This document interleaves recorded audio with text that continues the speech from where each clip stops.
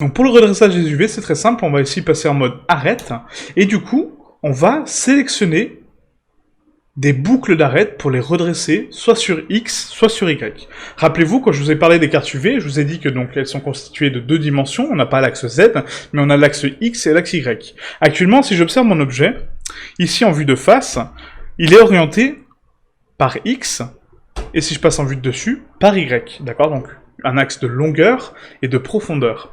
Si je déplie cette UV, donc du coup, si je la casse et je la déplie en 2D, je me retrouve avec l'axe X parfaitement plat, et l'axe Y parfaitement plat également, d'accord? Donc quasiment sur le même plan. Sauf que l'axe X va donc me retranscrire donc les arêtes qui sont parallèles à l'axe X, d'accord? Donc qui sont alignés, et l'axe Y va me retranscrire donc les arêtes qui sont parallèles à l'axe Y, donc les arêtes en hauteur. Enfin, en longueur, du coup, mais là, c'est plus la hauteur.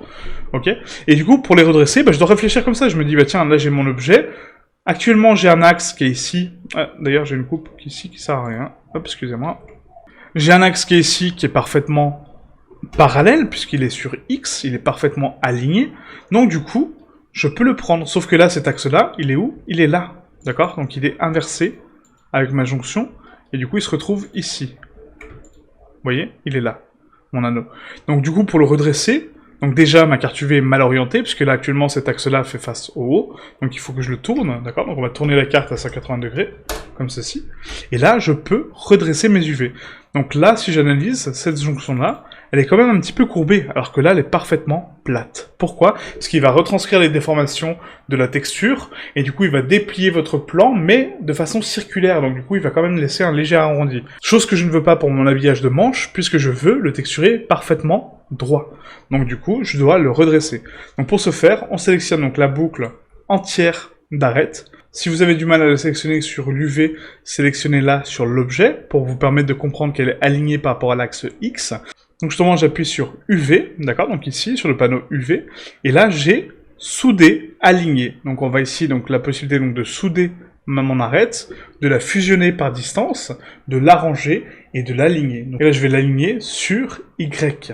D'accord? Pourquoi Y? Parce que du coup, c'est l'inverse de X. Rappelez-vous que mon plan est collé contre le sol, donc du coup actuellement j'ai l'axe X horizontal, mais mon plan est couché sur Y, d'accord? Il est en longueur, il part vers l'avant. Donc du coup c'est-à-dire que mon axe X horizontal se retrouve sur Y, et l'axe Y, lui, se retrouve sur X. C'est un petit peu complexe à comprendre, mais vous allez voir après, ça devient plus logique.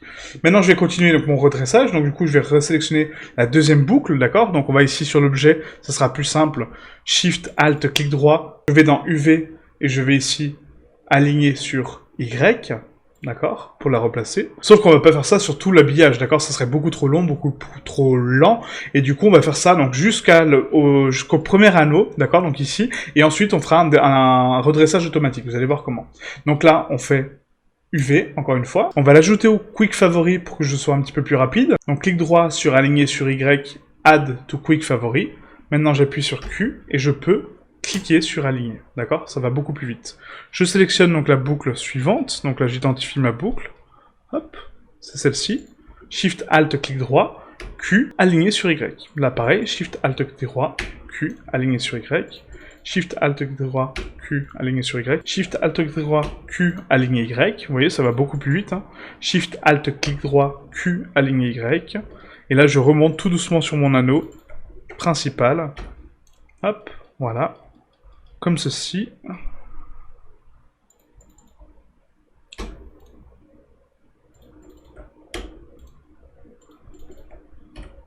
Voilà. Donc maintenant que j'ai fait donc, ma première rangée, je vois qu'il y a des quadrants qui commencent à être propres ici et qui sont parfaitement alignés. Par contre, on a donc les jonctions sur Y, du coup sur X, qui ne sont pas droites. Donc là, je vais devoir faire la même chose. Donc Shift, Alt, clic droit sur les côtés, d'accord, donc sur les bords.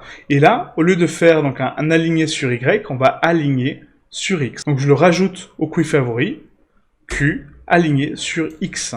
Shift, Alt, clic droit, Q, aligné sur X. Shift, Alt, clic droit, Q, aligné sur X. Et vous faites ça à peu près 5-6 fois, voilà, pour avoir quelque chose de propre, exploitable pour le redressage complet, d'accord? Voilà, donc on clique hein, vraiment sur la jonction du côté, hop, voilà. Donc là, c'est parfait, on commence à avoir donc des quadratiques propres. Hop.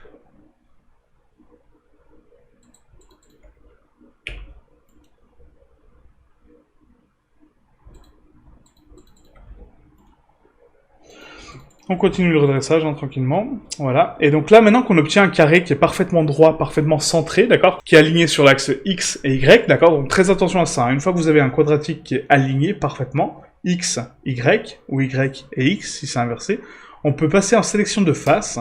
On va faire un L pour les faces liées, et là on va faire un Shift, clic droit, d'accord, sur la face qui est ici, et on va recliquer dessus, Shift, clic droit.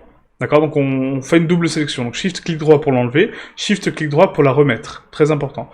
Et là, on va faire un U, et du coup, on va suivre les quads actifs. D'accord, donc on a activé un quad en dernier, on va le suivre, on va suivre son chemin pour aligner mes autres quadratiques. D'accord, donc suivre quad actif, moyenne de longueur, ok. Et là, ça m'aligne parfaitement ma texture. D'accord, donc du coup, mon manche est parfaitement droit. On voit qu'il est parfaitement aligné sur X et Y.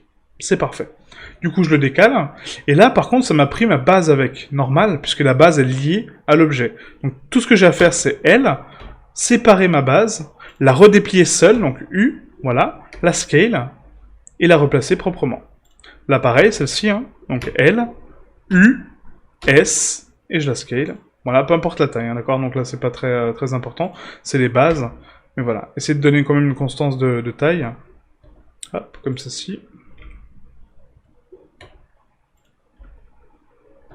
Là, vous voyez, donc j'ai ma décoration, donc le manche, donc l'habillage du manche, qui est parfaitement droit, et qui est prêt pour le texturing, et du coup, je n'aurai pas de déformation de texture. Je n'aurai pas adapté mon coup de pinceau, ou ma texture même elle-même, en termes de rotation, j'aurai pas de déformation de plis étranges, d'accord? Parce que mon UV est parfaitement droite, et parfaitement retranscrise sur X et sur Y. Voilà, donc c'est parfait. Ok, donc ça c'était pour le redressage des UV, donc faut uniquement le faire quand vous en avez besoin, d'accord? Donc par exemple je ne peux pas le faire sur